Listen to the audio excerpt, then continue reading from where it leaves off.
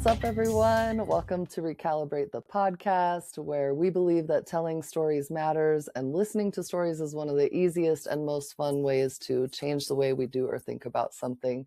I'm your host, Calla Page, and today I'm here with my dear friend, one of my best friends, Mikaela, and we're going to be talking all about the voice. So Mikaela is a somatic guide who emphasizes vocal activation. She's worked with my stepdaughter on a vocal activation session at least twice now. She's going to do her third. And Mikaela's just like the embodiment of using your voice and not just singing, but speaking and sharing your truth. And she's been a real motivator for me and cheerleader for me in my own expression. So I'm really excited to have her here on this podcast to share her wisdom and insights with all of you.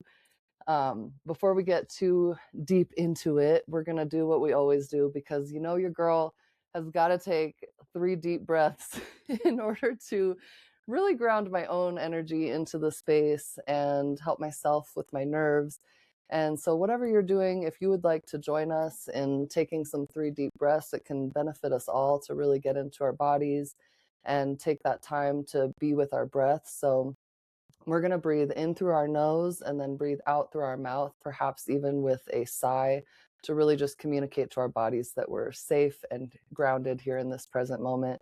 Then I'll lead us into a small little prayer. And after that, we'll get right into it with Mikaela. And I'll light my candle. Can't forget that. So wherever you are, whatever you're doing, if you want to just let go of your breath, and then we'll breathe in together through our nose. And let it out with a sigh. And breathe in. And let it out. Last one, a really, really deep breath. And let it out.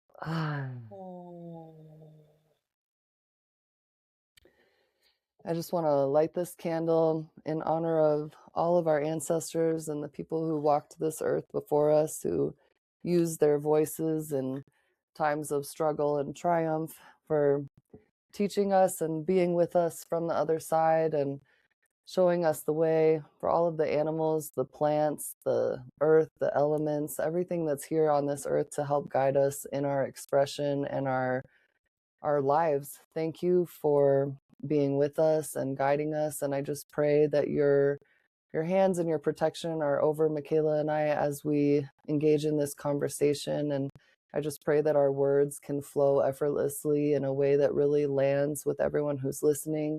I pray that everyone who is listening feels inspired to share their own unique expression in whatever way feels true to them, and that everyone leaves with like a little bit of empowerment or wisdom or something that they didn't have before listening to this podcast. I pray over the technology and that it works seamlessly so that Mikaela and I can have this transmission go clearly and reach the people who it needs to reach. And just thank you for this life and all of our blessings and the ability for us to connect with one another and have these powerful and inspiring conversations. Aho. Amen. Whatever you want to say. Amen. Oh, Mikaela, thank you so much for being here with me. We've been wanting to do this for years now. Yeah.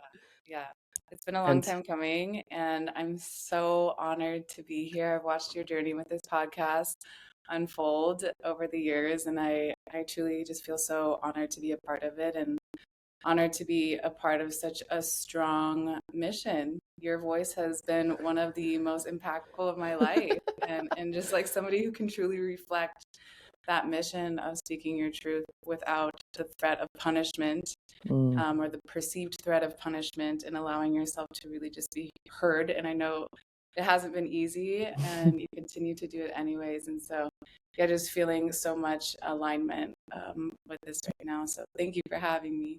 Oh, thank you for those sweet words about me. I really received them. And thank you. I've really Mikaela, just a little backstory about Mikaela and I. We really have this like beautiful reciprocity in our voice, and I feel like we have both like challenged each other and communicated in ways that has just like led to both of our expansion and growth. And I just really honor your expression and appreciate the ways that you've expanded my worldview, and the ways that we're able to just like really mirror and reflect each other in this life. So thank you for being here with me.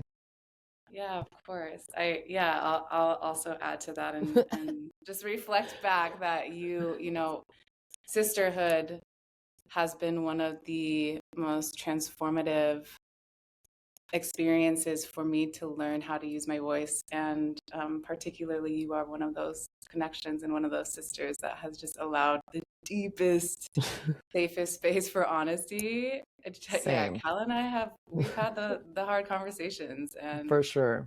and through that, she's also someone that I trust with everything. I mean, there's Mhm. not much that you don't know about me at this point. Same, sis. You know things that no one else knows. So Yes. So what a we gift won't that get is. into that today. Let's do another podcast. All right. Yeah. But I would love if you could like maybe well, I want to hear two things. I want to hear your story about the voice, and I was also wondering if you could explain to the people like what exactly it is that you do with the voice. Yeah, thank you. Hmm. Yeah, the journey of the voice for me has been such a tender arc, and um, a lot of people, when they hear my singing voice now, are surprised by the fact that I'm like still in the journey of sharing my voice specifically with singing. I was born with a pretty epic singing voice. I say that humbly. God gave me a really, really iconic gift. And I found so much healing and solace in my voice as a young child, because I was living in a very chaotic environment and dysregulating environment. And so singing was my first connection to sensation and Mm. liberation. And somewhere along the line, I began to shut down my voice because of what was happening at home. And so it got pretty complicated, where I found this freedom in this gift that I have, but also my nervous system was not able to feel safe expressing it around anyone, not even family and friends, because of the responses that I was getting at home from using my voice in any way, whether it was singing or asking questions or Mm. whatnot. And so I started to recognize this pattern within my body of what felt like terror. Whenever Mm. somebody would ask me to sing, or somebody would overhear me singing and ask me to increase the volume, my body would literally shut down and shrink, and I would start to tremble. And even if I tried to use my voice and share my voice, it would not sound like my true sound and vibration. Mm. And so that became a deep suppression of mine. And I'm 34 years old. And when I turned 29 was when I literally woke up that day. I feel like when I look at the memory of it, it was like I rose from the bed and was like, I refuse to go into my 30s suppressing this gift. You know, Mm. I had known for a really long time that what I was feeling in my body was almost like a disrespect to God, of like, Mm. how dare I hold this gift and not share it with the world. And so when I turned 29, I hired a voice coach, and I began my journey of sharing my voice. And it's been a very paced, tender, but also extremely liberating journey. And so what I do with the voice is I'm very clear with people. I'm not here to teach you necessarily how to sing better. There's definitely voice coaches out there for that. But I more so am somebody who wants to help you with the blockage of being afraid to be heard and to be seen and to be visible. And so a lot of my work is extremely energetic versus the structural piece, which a voice coach would give you. And I absolutely love doing it. I involve it with somatic work, which is the work of your visceral experience in the world, and allow it to be a tool for people to really connect to a sensational way of living. The voice is such an ancient healing tool that we have been conditioned deep in our bones to believe that it has to sound a certain way, and it has to be polished, and it has to be structured a certain way in order to be worthy of being heard, which is what I want to completely wipe from people's bodies and bones and bloods and tissues. I really, my mission is to help other people remember that the voice is ancient, and it doesn't matter how it sounds, it matters how it feels. And when you can attune to that sensation within your body and use it as a healing tune, it is naturally going to strengthen and attune to more beauty. That's just how the voice works. It's like a muscle. There's almost nobody in this world that cannot strengthen their voice and attune it to more beauty, right? It might come more natural to others, but everybody can practice and devote themselves to the voice to the point where they can hear themselves and be like, yeah, I actually kind of like that. And I think we all experience that a little bit in the shower and driving in the car. But then we convince ourselves, or at least my own personal experience was, I convinced myself that even though I sounded good alone, because I couldn't sound good sharing it with other people, that I just wasn't a good singer. Which I is truly believed hilarious. that for a long time. When you hear her voice, you're like, that's fucking funny that you think that or ever even thought that. But that shows the mind, like the tricks our mind can play on us. Yeah. Because Yeah. Mikaela has a phenomenal, stunning, beautiful, beautiful voice, like Thank you. chill giving every time. Thank you. And Yeah. because I've devoted myself to it, I believe that. Like somebody could tell me like, oh, your voice isn't that good. And I'm sure it would sting a little, but like I wouldn't believe them, because I truly believe my voice is great.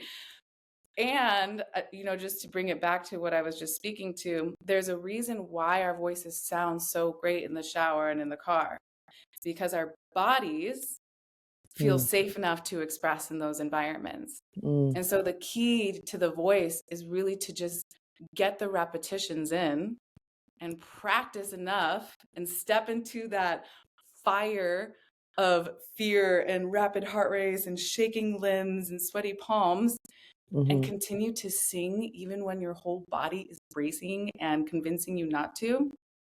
Eventually your body is going to recognize that, oh, actually it is safe to sing in these environments. And in no time, you'll be able to do it effortlessly, even when your heart does race and your body shakes and all of the things. It's really just about the devotion to stepping in. Yeah. And it's also not about how it sounds. It's about like the freedom to express and sing without it having to sound beautiful. And like you said, like your voice getting better is a natural progression that happens as you sing more, just like you become a faster runner as you run more. But Totally. it's not about being great at it for a lot of people. It's just about like, can I even sing at church, or can I sing in this environment where other people are singing and allow myself to express in that way? Totally. I'll tell you a story actually, because we both know the woman.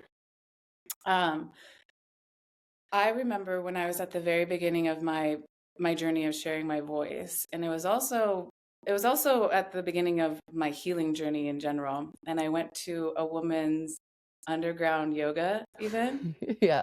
And I was sitting there on the mat, and she was getting ready to like lead us into this meditation. And at the time, I had just started my voice journey as well. And so I was that like American idolization conditioning was still very deep in my bones of like, the voice has to sound a certain way or else you get booted out and you're not worthy of going on to the next stage, or whatever my conditioning was. My parents. My parents loved American Idol growing up, and it was Mine too. traumatic for me to experience. My dad was always like, "What are you doing, Mikaela?" Anyways, we won't go there. But I was in this yoga, I digress. Um, I was in this yoga meditation, and all of a sudden, the woman leading the yoga starts singing this medicine song. And her voice impacted me so much because it was in that moment that I realized, this woman was obviously not classically trained. Mm-hmm. She was not performing. She Mm-hmm. wasn't necessarily trying to sound good, but her voice was so connected to the song and to the service that she wanted to give in that moment, that it was honestly one of the most beautiful songs that I have ever heard. And her Mm-hmm. voice just reverberated like through my body.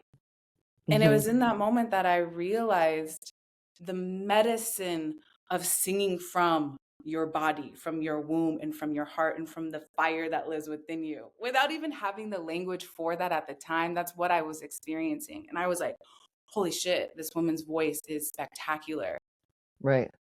And that's when I really started to attune to a new understanding of my own voice, of like her sharing that song in the manner that she did gave me the permission to express my song, even when my voice shakes or cracks, or if I stumble over the words. Not that she did any of that, but that was the Mm-hmm. permission that I was giving myself in that moment of, I got to just share my voice exactly how it is, because it's not about how it sounds, it's about what I'm singing and what I'm offering Mm-hmm. through my song.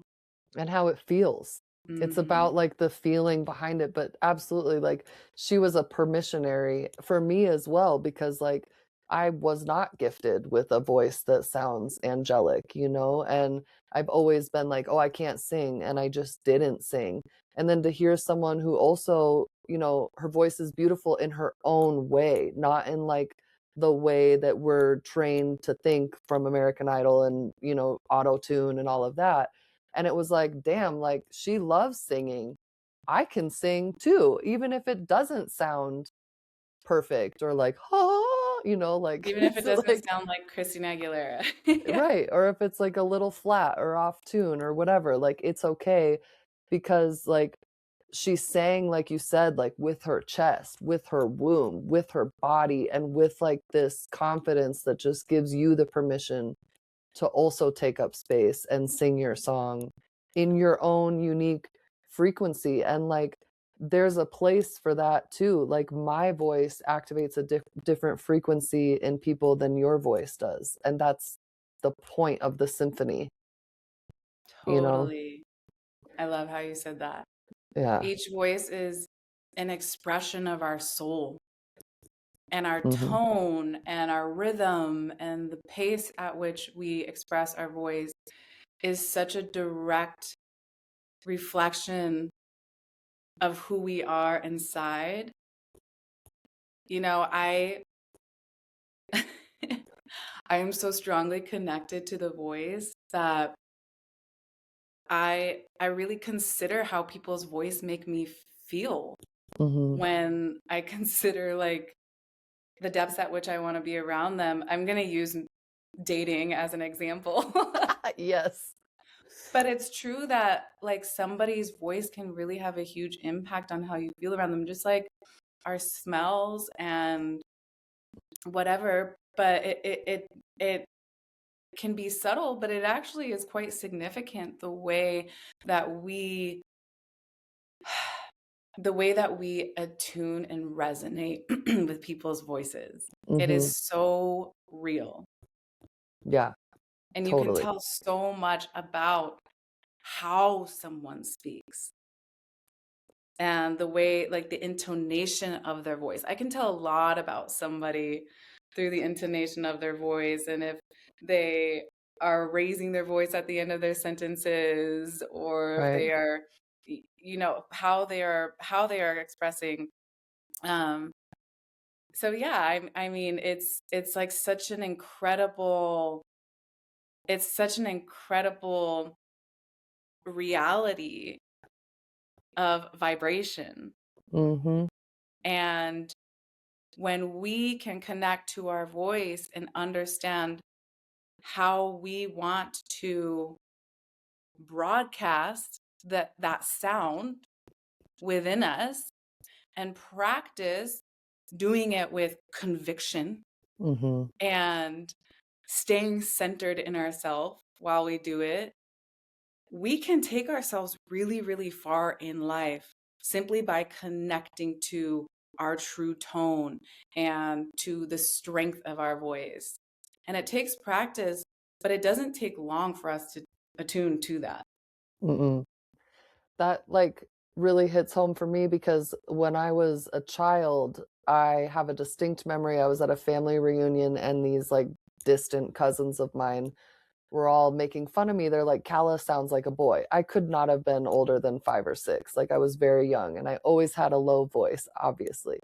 And it fucking stung, dude, like right to my chest. And I carried that with me for a long time, really hating my voice. And then like over the years, like I remember I was bartending one time and this woman, she came in, she was like, ma'am, your voice is phenomenal. Like you need to be on a stage, and just like reflected this to me. And I was like, what? And she's like, your voice is amazing. And like, it took a long time for me to accept my voice. Like I have a low voice and now I love my voice. I'm like, dude, I say shit and it hits people. And you know, certain people really are drawn to the frequency of my voice, and I'm sure there are others who are repelled as well. But what helped me was I started recording videos and listening to myself. And for the longest time, I didn't want to listen to myself or hear myself speak. And then the more I just recorded and listened back to myself, I just became comfortable with my voice. And now I love my voice. And it's reflected to me in people who are like, you have an amazing voice. Like I could listen to you talk all day, you know? But Do it you takes remember that. what do you It remember takes what that. the first thing I ever said to you was? No, what'd you say? Oh my gosh, I just remembered this. We were in Sedona. Oh yeah, when I met you.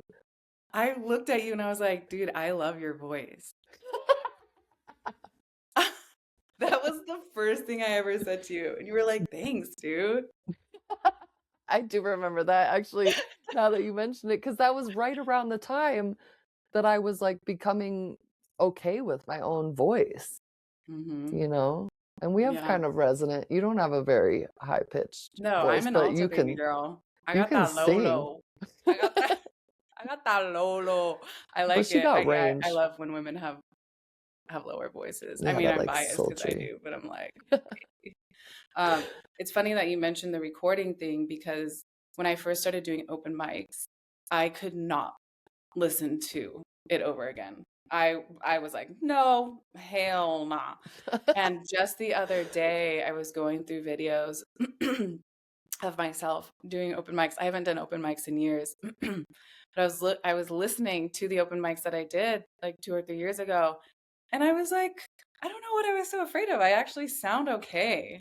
You know, Amazing. like I actually sound good, but yeah, it's so crazy how our perception of our voice can create this reality that is such an illusion.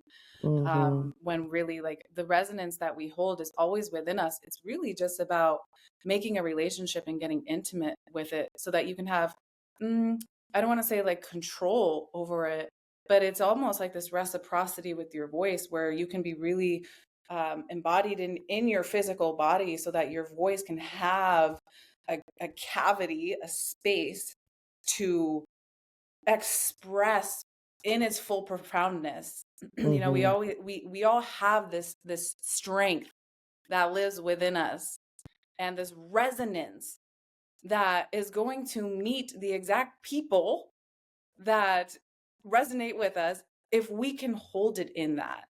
Yeah. And this is like so important to touch on is like our voice is this broadcast system, right? And if we can really own our voice, and not just the conviction and the tone and the posture, but also the frequency of truth and being completely fucking honest about who we are, which takes time. We'll get into that later, but just, practicing that, being completely honest about who we are, what we stand for, what we believe, what we tolerate, what our values are. When we can do that, it becomes this broadcast system that then filters out anybody who doesn't agree with that or resonate with it. But then it pulls us towards and pulls the people who are meant for us towards us, right? My coach talks about magnetism in a really, really beautiful way. She's like, I know that a lot of people are using this word magnetism in regards of like, yeah, it's going to pull all your people to you, but that can get a little bit confusing for the people pleaser, which is a lot of women, because what we're not talking about is a magnet also repels. You know about this, you're a manifester. Yeah. And so in order to become completely magnetic and successful and happy and connected to the people who truly love you for exactly who you are and celebrate every choice you make, in order to live that experience, you have to go through the process of teaching your nervous system that it is safe to be disliked and maybe even a little hated on. We have to teach ourselves that. And it is so challenging. I grew up deeply rooted in people pleasing and fawning. Holy shit, I'm still healing from it. That was my whole last year, was looking at all my fawning behaviors like, oh god damn, this stuff is like still alive within me. And within that, learning how to not give a fuck about other people's opinions is the most liberating experience for your own voice. That is how you get fully attuned to what you believe. Because when I was so worried about what other people might think, or who might judge me, or what if I get canceled for this or that, I was so confused about who I was. I had no idea what I stood for. Because I would hear one person be like, oh, yeah, I stand for that. And then hear the opposing thing. And I'd be like, well, I also kind of stand for that, too. She's a Well, I Libra. believe that. Well, I kind of could also believe this, And I was like, well, I'm just going to like believe everything, and just like hold all truths at once, which I do value that, like holding that there can be two truths at once. But also, like if I'm being very honest with myself, I do have a lot of opinions. And I do have a lot of beliefs. And I believe that I can have a belief and you can have the opposing belief, and they can be separate, but also both be true. But I'm not going to just believe what you believe and agree to it because that makes you comfortable. And that's where I was when I wasn't connected to my voice. And you know what? It was exhausting. It was really exhausting. And I feel like you've really been the witness to me in that. Like, I'm sure you can attest to even energetically, like how like fragile my energy was, to where now I feel fucking powerful, and there's sometimes I almost feel like, I guess conviction is the right word, because I'm like, there's sometimes I kind of feel like a little like bitchy, but it feels good, Yeah, it because I'm like, does. at least I'm like convicted in what I am standing for and what I believe in. Whereas before, I could have never been a bitch, or been assertive is the better word. Right. Yeah. I could have never been assertive. I would be like, I don't want to hurt anyone's feelings, And Right. so these are the gifts that get to come from owning your voice. And some may ask, well, how do I get there? I believe and know it comes from the body first.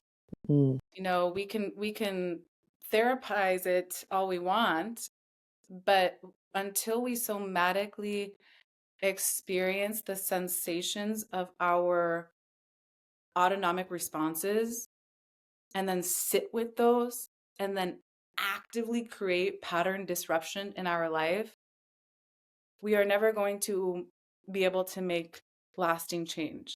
Mm. The lasting change comes from somatically understanding, learning your nervous system and the responses that you have, which can be challenging because it's not always this big fight or flight moment.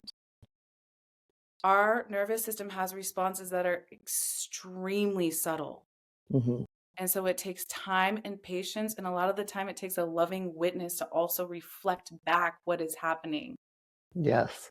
And so to come into your voice and your truth is to be a daily participant in your life. And that requires some big work, especially in this day and age with how much distraction we have. Yeah. And one thing, like, we've talked about before is like, it's yes, like some people might want to, share their truth online or whatever, and that's their ultimate goal. But it really is, it starts in like your day-to-day life. Like, can you lovingly approach conflict?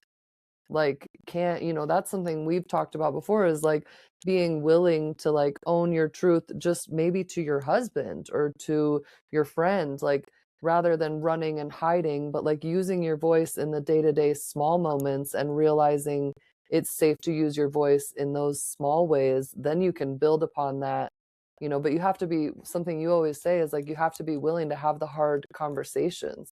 And that in and of itself is an exercise for your voice. 100%. Yeah, I'm happy that you brought this up because one of the things that I teach in vocal activation in regards to singing is that our voice is a system. Everything that we initiate with the voice contributes to the other parts of the system. So if you want to be strong in your song, you have to be strong in asking for your needs to be met and asking for clarity. That's a big one for me, is Mm, asking for clarity in relationships, initiating the hard conversation. It's all a system. One of my first experiences of sharing my voice ever, one of my first experiences was sharing my story without mm, people feeling bad for me. It was in a women's circle. But the second time that I remember my voice really being initiated was me having a hard conversation with a family member, mm. like asking to go sit down and have dinner with just them, which we had never done.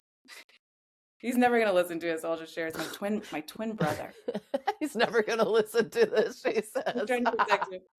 I love him to death, and we needed to have a really, what I thought was going to be a very challenging conversation at the age of 29. Mhm, And we were both so nervous because we were like, what is this? And it turned out to be so healing, so beautiful. And sometimes those conversations aren't. right. Sometimes you're going to be met with defense, and that's okay.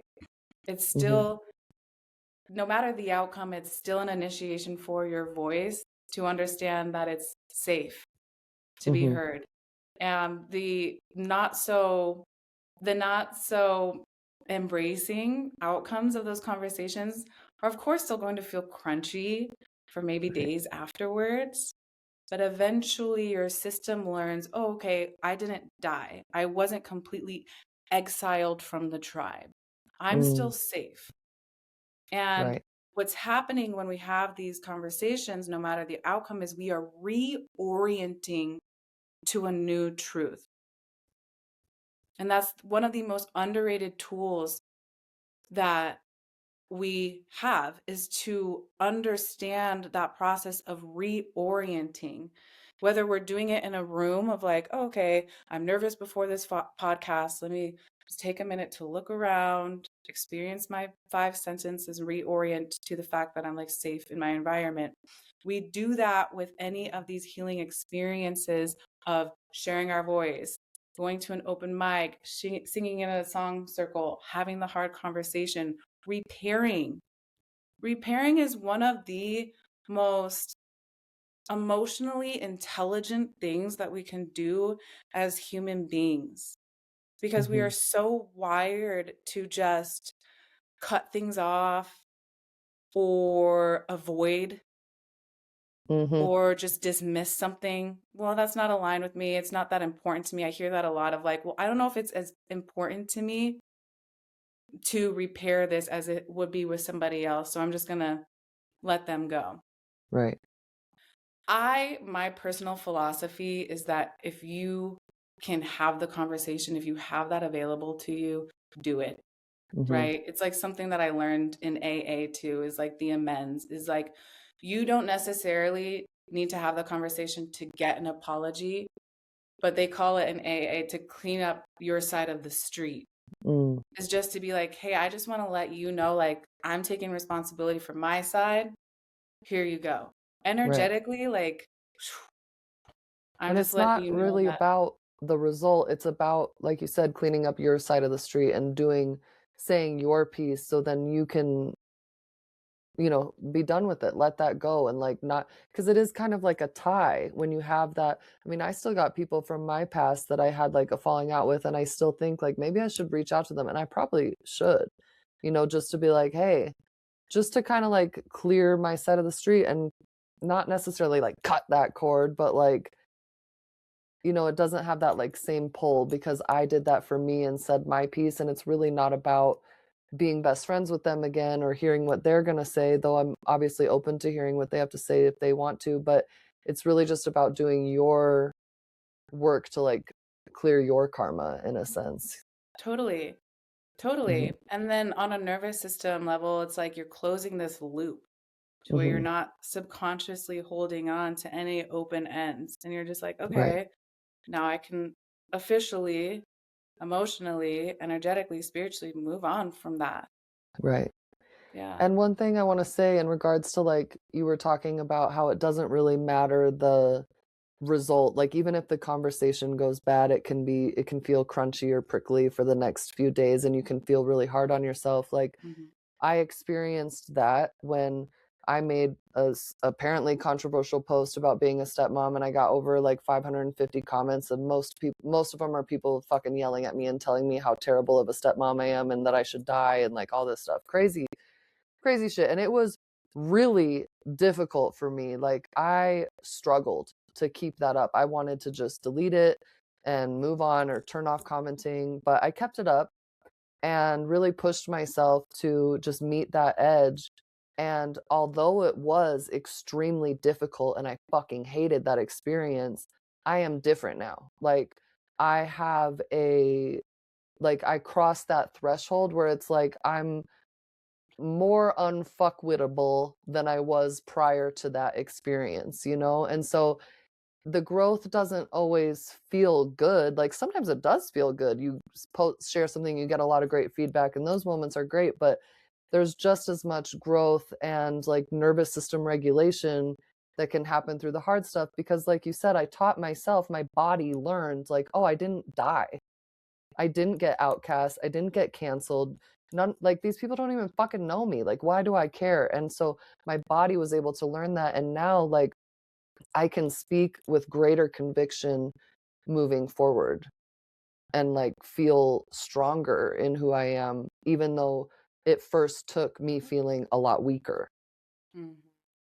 you know? Yeah. What you're speaking to is extremely significant in approaching the voice, because what you're speaking to is the reality of, I think you had mentioned like, oh, it could be, there could be growth. Actually, those challenging sensations in the body that you're speaking to, when you experience those and attach a new story to them over and over and over again, that's actually where the bread and butter of this all is. Hmm. Right?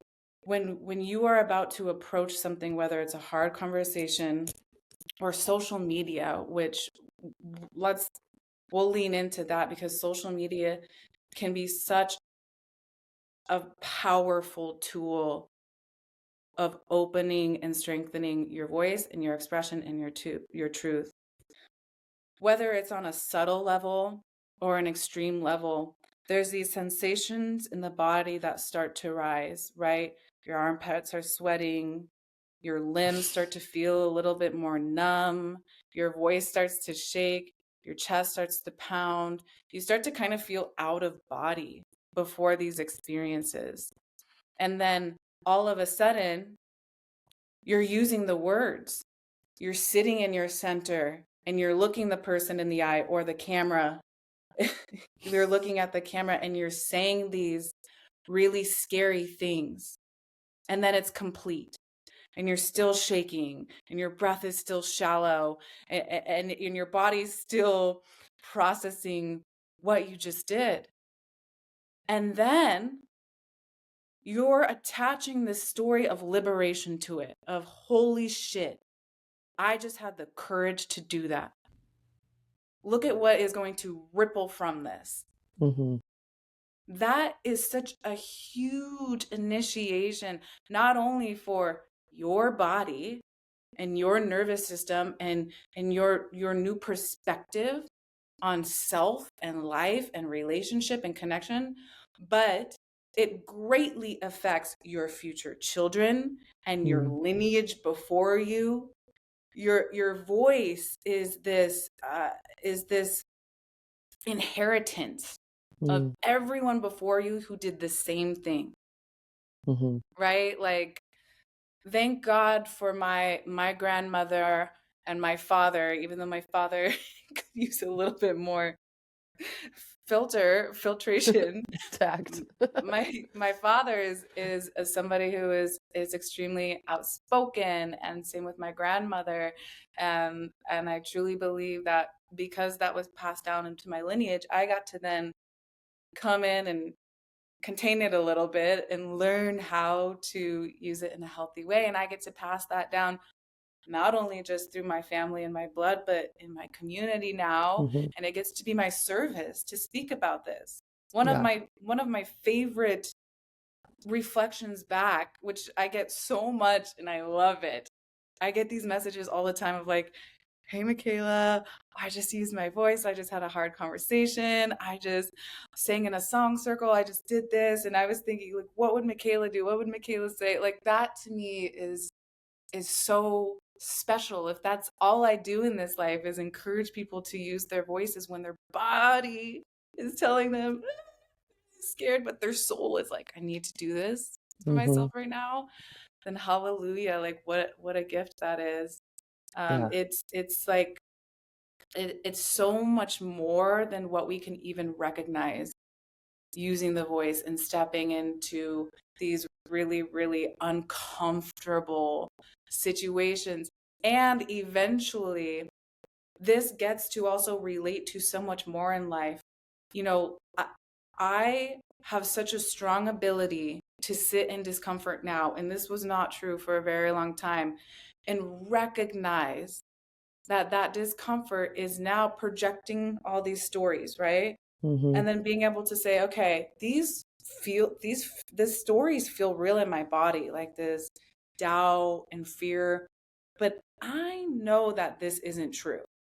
Mm-hmm. Like, to be able to separate myself from it and still go get out of my house and still go to the gym and still go to the nature, and maybe it doesn't feel as good as when I'm in follicular ovulation, but also understanding like I can still take action on my life and do things even when I'm feeling really uncomfortable, whereas discomfort used to completely shut me down and pull me into a freeze state that was dark.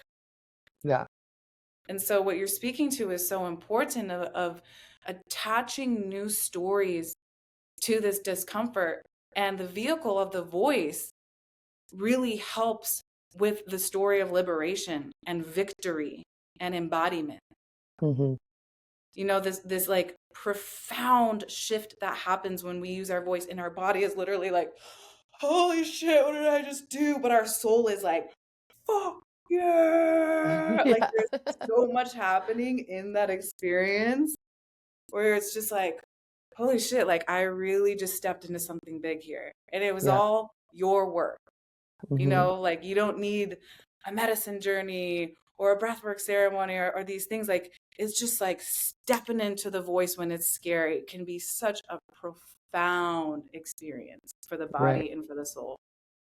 I heard it reframed like I was in a grief ceremony one time, and she was asked someone to like start the circle and go first. And she was like, I just want to invite you, like, if you have your heart pounding out of your chest right now, that's your inner applause saying, like, go for it. It's not saying, like, ooh, shrink and hide.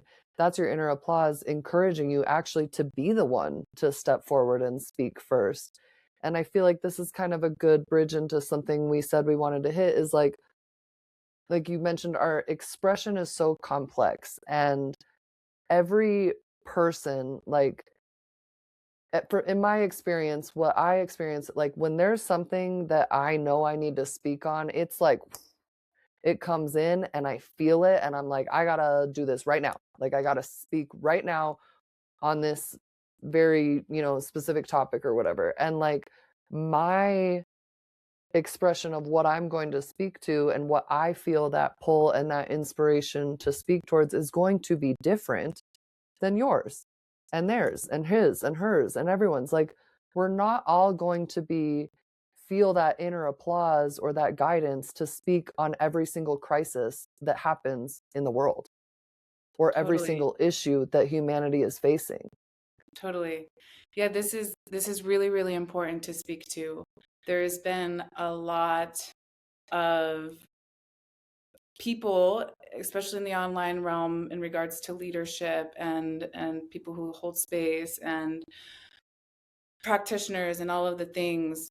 In the past 5 years, with everything that's happened, there's been so much talk about, well, if you don't get online and share this or talk about this, then this makes you not as competent as a You're bad. leader. In You're a wrong. sense, that's the Yeah. idea, right? And what I want to say to that is completely ignorant to the complexities of the nervous system.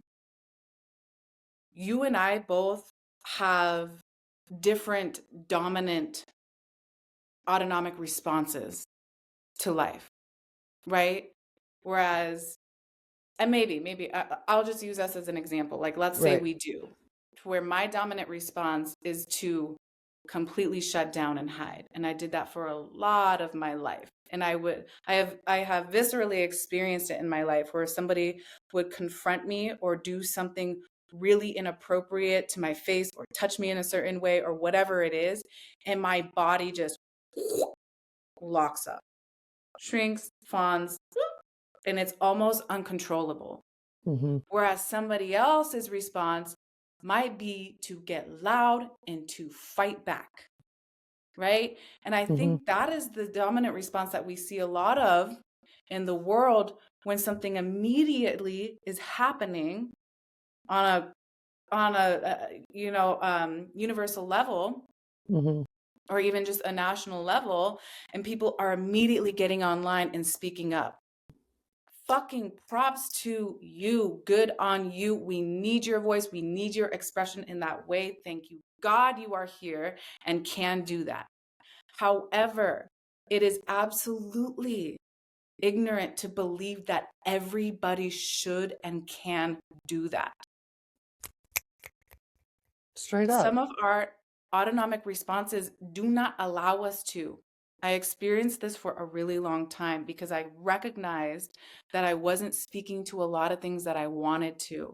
And I was like, how the fuck am I supposed to teach the voice and not be able to speak up? Because I was watching all these people reflect back of like, if you're this kind of person and you're that and you're leading this and you're leading that and you're not speaking to this, then you're not who you say you truly are. And this was back when I still didn't know what I stood for and still Mm-hmm. wasn't completely connected to my voice. So I believed them. And I really like took on what they were saying. But the truth is, it takes us time to express these things and to learn how to do it in a way that's not going to completely obliterate us from being able to function in our lives. Right. Seriously. Like, it can totally take you out. The internet is a gnarly place.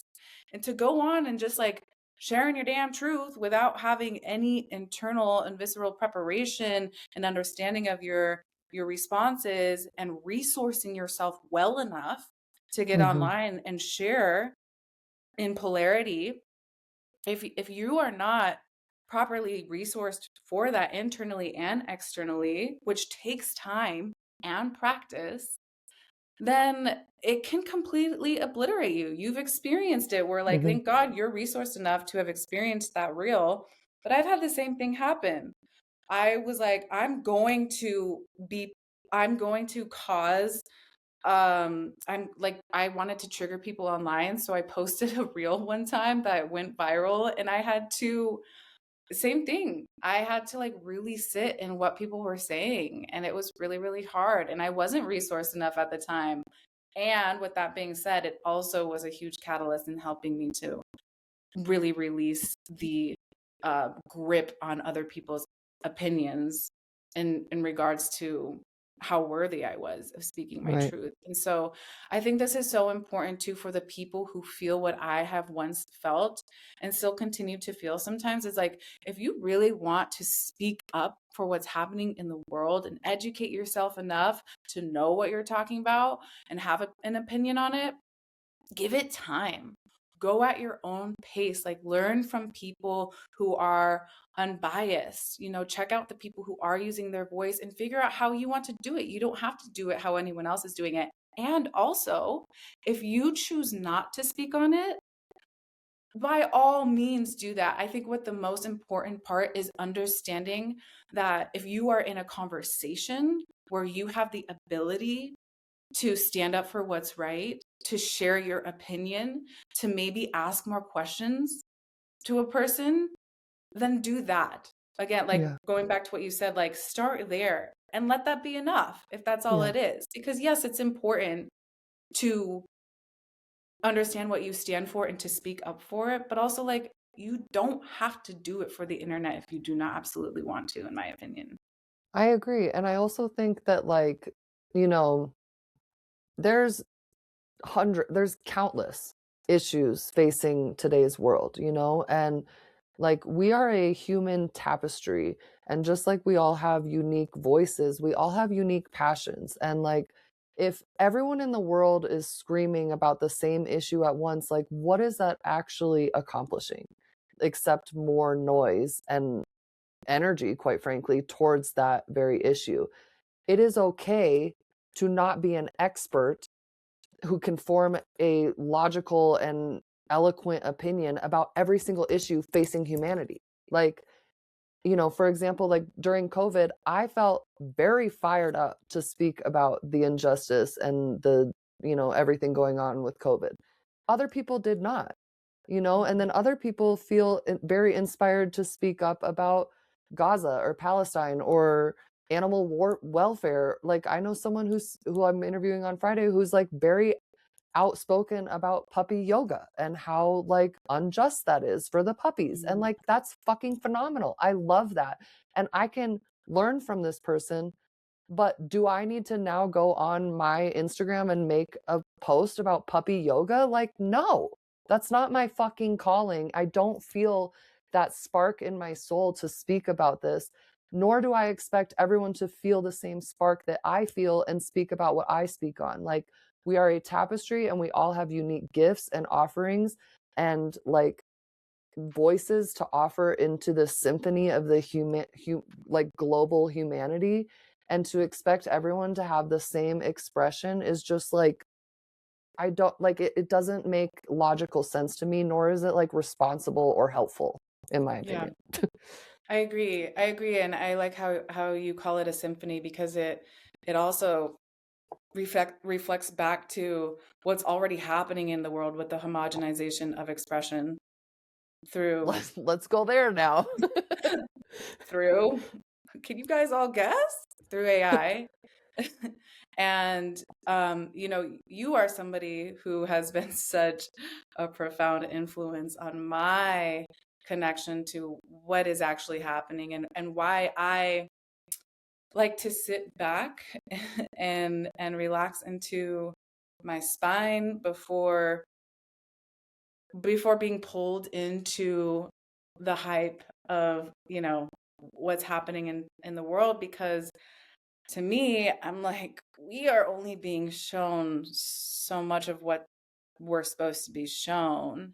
Mhm. um And with AI now coming in and restructuring so much of what expression used to be, our brain efficiency and our critical thinking is rapidly um, being reduced. And yeah, and so yeah, I think that we get to take a minute to really sit with like what is true for us. And that's what's so important within being centered in your expression, is because there's so much that's happening in the meta field that can pull us away from like what intuitively actually feels good to Mm-hmm. believe. And we can be easily influenced by just all of it. Mm-hmm. Yeah. And it's more important than ever to understand your own truth, to ask questions. I mean, things are so readily available right now. Like answers are so readily available that I don't even want to know what that is doing to our neural pathways for problem solving. Mm-hmm. And um, like tolerance for ambiguity Mm-hmm. and And um, nuance. yeah, like mental stamina. Right. And AI is like you said, like homogenizing, like, you can now tell, well, okay, it's twofold because in one respect, you can't tell what's real and what's fake hardly anymore because they're getting really good at creating these AI videos. And like, I've seen videos of people trying to guess whether it's AI or not, and they're only right like maybe half the time. Like it's Yeah. not easy to tell. And at the same time, like the writing of AI is so across the board similar, like we all can recognize it, and it becomes even more important, I think, at this time. Like you were saying, this is a point you wanted to make, and we wanted to make together, is that like it's even more important to use your voice now because AI is essentially like collapsing us all into this one human expression, that it's like you don't need to, like, it's not this, it's that, like that classic writing example that everyone spots in AI, like, and so to You're not rely lazy. You're just yeah, you're just blah blah blah, like it's even more important to like lean into your own voice and figure out your own expression and speak on the things that light you up, rather than like falling into this trap where like AI, and it seems that the powers that be want us to like all become this one same, like, sexless, anxious, autistic being or something, Mhm, like, not to go mhm, there, but totally. Well, like, yeah, I mean, it's like furthering the oppression of expression across, the entire board. mhm, The people who are already the people who are already being shut down are going to become even further shut down because of the way that we are just not thinking for ourselves, and we're mhm, not being taught how to properly ask questions and to answer those questions for ourselves, because answers are so readily available. I mean, it's ridiculous. I see right, it within myself. I'm in this active process of reducing my screen time and starting the journey of healing my phone addiction. Because if mhm, you own a glass screen, it's inevitable. You're going to be addicted to it. There's a very small percentage of people that can say that they're not. And, like the other day, I didn't practice my discipline around it. I didn't brick up, and I was on my phone and social media way more than I have been in the past week. And the next morning, I acted like all day yesterday. I, there was a significant difference in my mood. I right, even texted you and I was like, I'm feeling very luteal today, but I'm still far out enough to where I shouldn't have been feeling that way. And it was because my dopamine was so depleted, mhm, right, and so like yeah, it can be extremely scary when we sit with like what is actually happening in the world in regards to our brain functionality and what that's doing to our dopamine levels and thus doing to our spirits. Right. And we outsource our own intuition because we can so easily just ask ChatGPT or Google, like, hey, what's this? And then we don't have to think about it, which like makes us dumber. And it Mm. also, like, we're losing our symphony, our voice in the symphony. Like, the whole symphony has flutes and percussion and violin and, all these different instruments. And like, what kind of symphony is it if we're all just playing the flute? Like, that doesn't sound good. The beauty comes from the different instruments coming together to all create this one beautiful sound. And so by relying too heavily on AI or being expected to, speak about this, it's like asking a clarinet player to pick up percussion and drop the clarinet. Like, we need the expression of each person in their own true authenticity and their own unique voice and resonance, because that's what creates the beauty of the symphony of the earth. Yeah, I really love how you worded that and brought in the instruments. It's so true. More than ever, we need people in their authentic expression, and so many people are unaware of what that actually means for themselves because we are Hmm. being so much further conditioned to believe that our expression has to be structured or polished in a certain way to fit in. When in Hmm. reality, the truth of what is happening right now is that the more outwardly you can be expressed in your own unique way, the more people are going to resonate with you. The more people Right. are going to see themselves within you because things are becoming so robotic and Hmm. and something needs to happen. Like Right. that's like we have to become so self-disciplined to understand that the most healing thing we can do is to find our true voice and to be a little bit messy and Yes. to be a little bit unhinged. I think there's this shift happening in the spiritual world where people are so fucking sick of fixing themselves Yeah. that they're like, you know what, like I'm just gonna drop all this and I'm gonna go back to being a human again. And Right. honestly, I was thinking about this morning.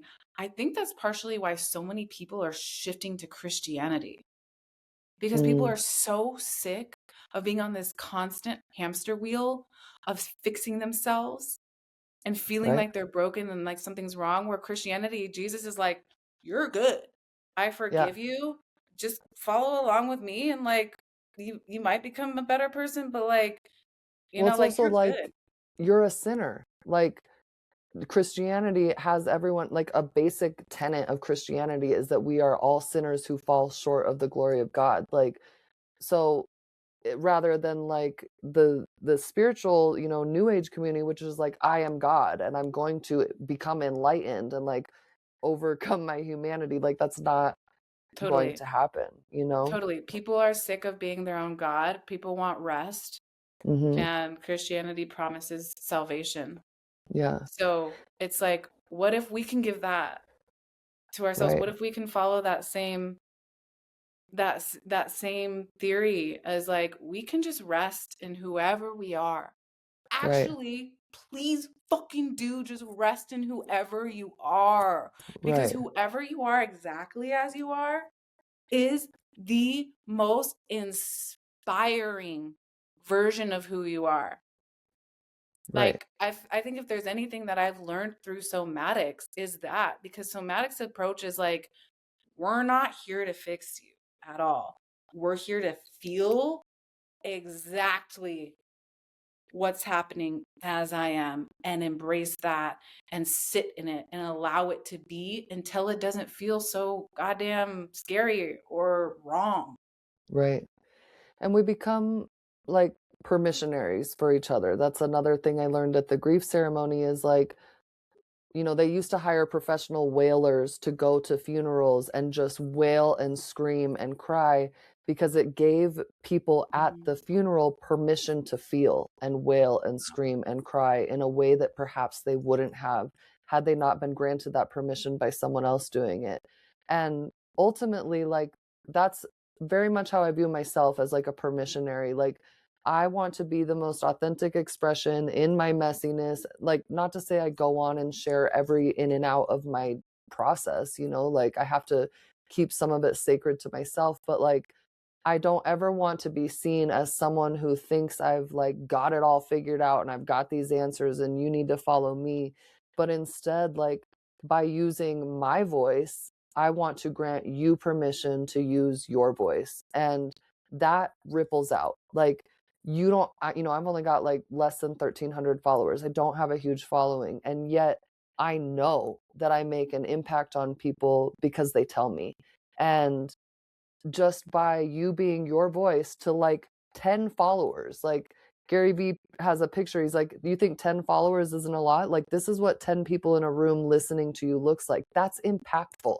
So if you can give permission through your voice for other people to have permission to use their voice, and then they give permission to other people to use their voice, like, that is the work. And the beauty of the symphony is getting everyone to sing their song and share their truths and just be content to be and share who they are and allow that expression to change and evolve as you change and evolve. Like, totally.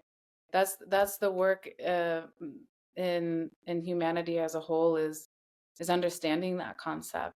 The more that you can embrace the totality of who you are, the easier it is to embrace the totality of someone else and understand that some people are just figuring it out for the first time.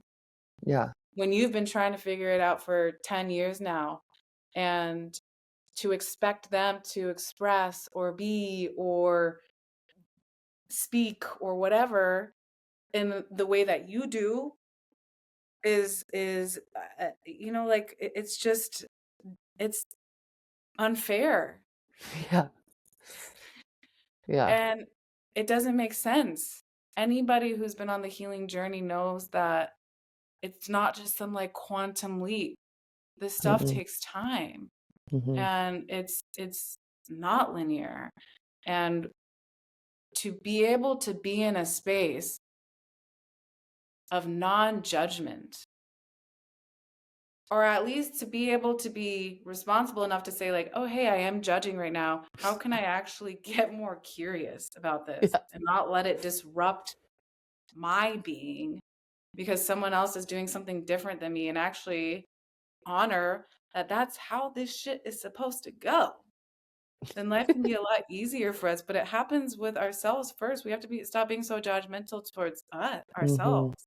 And Yeah. like, let yourself do the human things. Like, go smoke a cigarette. Like, go say the R word.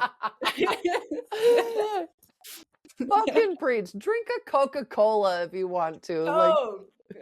chill out, dude. It's okay. Seriously.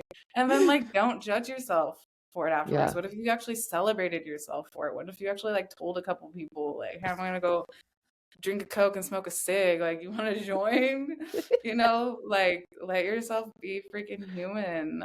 I Dude, mean, I there's love just so that. much freedom when we can release this idea of what like being a good person has to be. I think there's like basic principles of it, like Yeah, like, treat don't your kill your neighbor neighbor. well, be honest, treat your body well, give back to the earth, be in service where you can.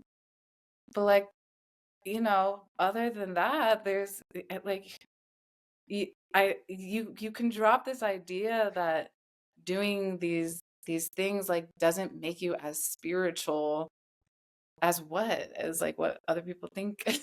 Yeah, It's just totally. ridiculous. And yeah, that's like the final form of spiritualism, is understanding like you can literally be as human as possible and still be as connected to God as you were when you weren't doing those things, or when you were trying to be Totally. perfect and you're trying to be devout in your spiritualism. It's like to dismiss those very human parts of you and those desires is suppression of your true expression. Yeah, totally. Dude, this has been amazing. And I've been thinking since the beginning, like, I want to talk a little bit about, like, because I've seen you in your work, and so, like, getting back to your work a little bit, like, this conversation is just so great. I can't wait to share this. But, um, I want to share, like, so I've attended your vocal activation ceremony in person myself and like felt so empowered by like singing. You taught me, well, I'd heard the song before, but we learned together that song, like "This Little Light of Mine," and we sang it, and it was so empowering. And after that, I was able to sing that song like alone in a like a ceremonial space, and that was amazing. And I also just want to give testament to the work you've done with Aria. Oh God, I feel like I'm gonna cry. I'm gonna cry too. But so Mikaela came to visit a couple years ago. Like, was it last year, the year before? I don't remember. I I think it think was it two was years last ago. year. Yeah. Was it? Because Yeah. Oh, it 2025 was was when I was in 2024. Tucson. Yeah. Yeah. So anyway, Mikaela came to visit, and my stepdaughter had this like lead in her school play, and Mikaela was like, I want to do a like voice activation session with her. And I was like, bet. So we went upstairs in this office, and it was you, me, my stepson, and my stepdaughter. I have another stepdaughter, but she had homework, so she couldn't join us. And we like sat in this room, and Mikaela led us through like this whole ceremony basically. And we came up with a song together, and like Emery, my stepson, was like on the hand drum, and Barbie was singing, and Mikaela was harmonizing, and we're all singing. I was singing, and we wrote Mikaela guided us to write the song, and it was, I am enough, I am beautiful and confident, Confident. I am enough, I am powerfully magnetic, Oh yeah. and we just kept singing. And we sang it over and over, and then Mikaela like got into it, was like, I am enough, like all pretty. Oh my gosh. And the impact that that had on my stepdaughter, dude, was like, she wrote a whole song, and the title of the song is I Am Enough. And I'll put the link in the comments or in the show notes. But like the minute I heard that song, I was like, that's Mikaela, dude. Like that was that vocal activation, like it worked. It activated her. And she wrote this whole song like rooted in that session that you had with her, and it was like so beautiful. And I asked her, I was like, Aria, like, what inspired that song?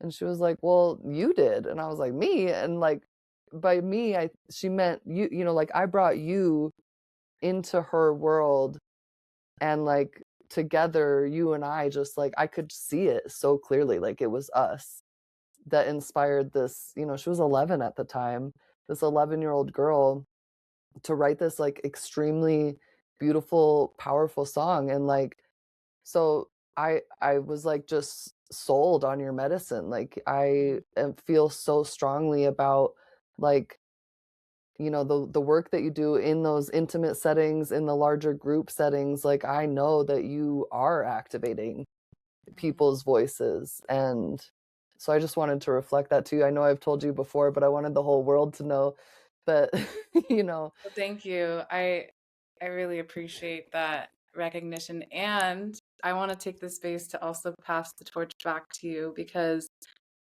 Kala and her partner Jake then took that opportunity to gift her stepdaughter with a recording session in a studio and encourage her to record that song. And I when I got the news of that, I think I was in my car or something, and I remember just weeping with Oh, so much joy, but also gratitude because the impact that that is going to and already has had on her is so huge.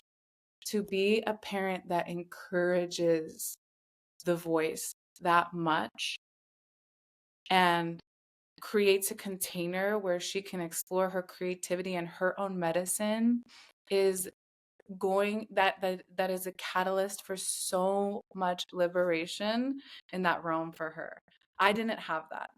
yeah, You know, my parents tried, but they couldn't. They did not have the capacity to follow through with those kinds of things. And um I just want to really honor you for that yeah, because she's going places for sure. And it's because she has that type of support. And so thank you for being that. It's like, yes, we have to be that for ourselves. And more importantly, we have to be that for the generations before us. yeah. I mean, after us She's and like, before well, yeah, both.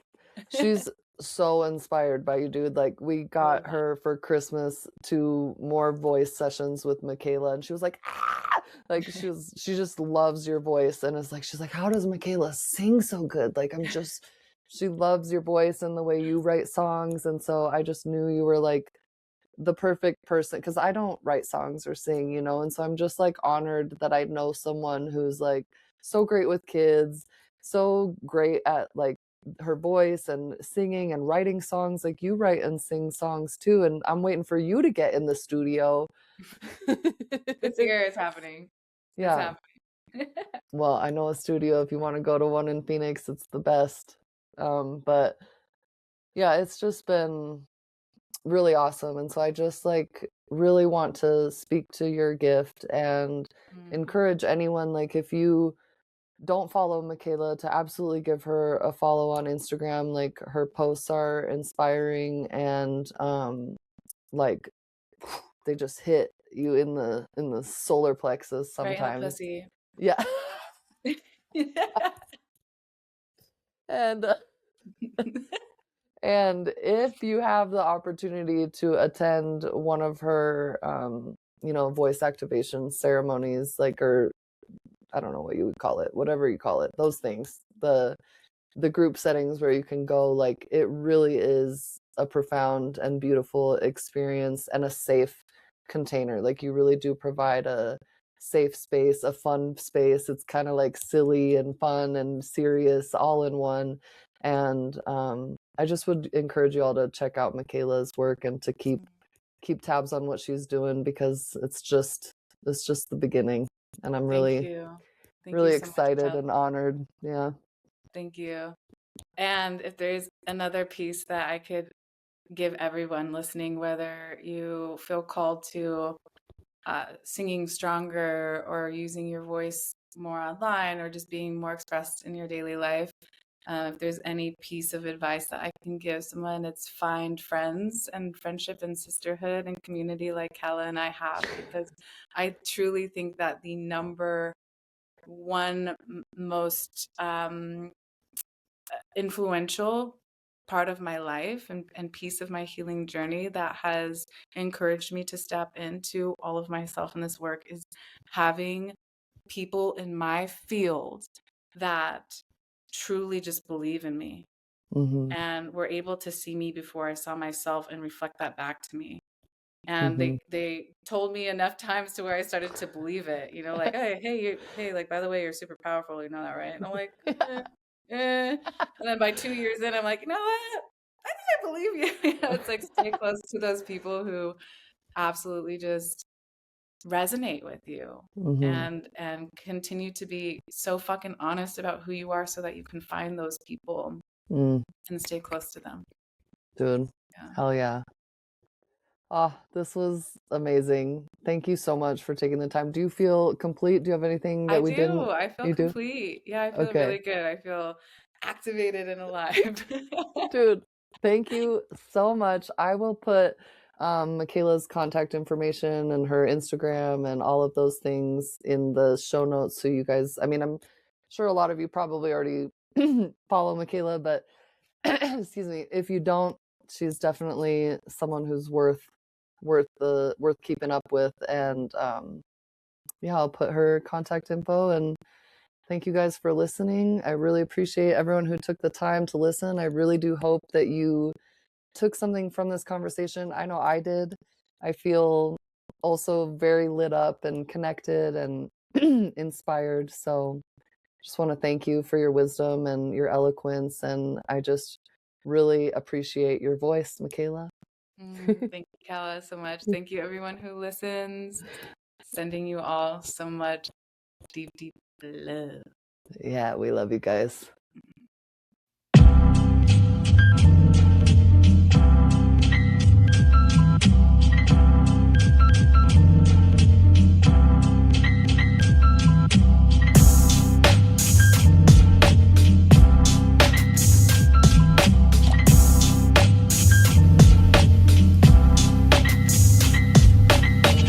Still hazy, funk past J's, a face of blunt ashtrays and skate with punk kids. I still chase the sun bad days, I'm lacing up half cabs and shake John spliffs.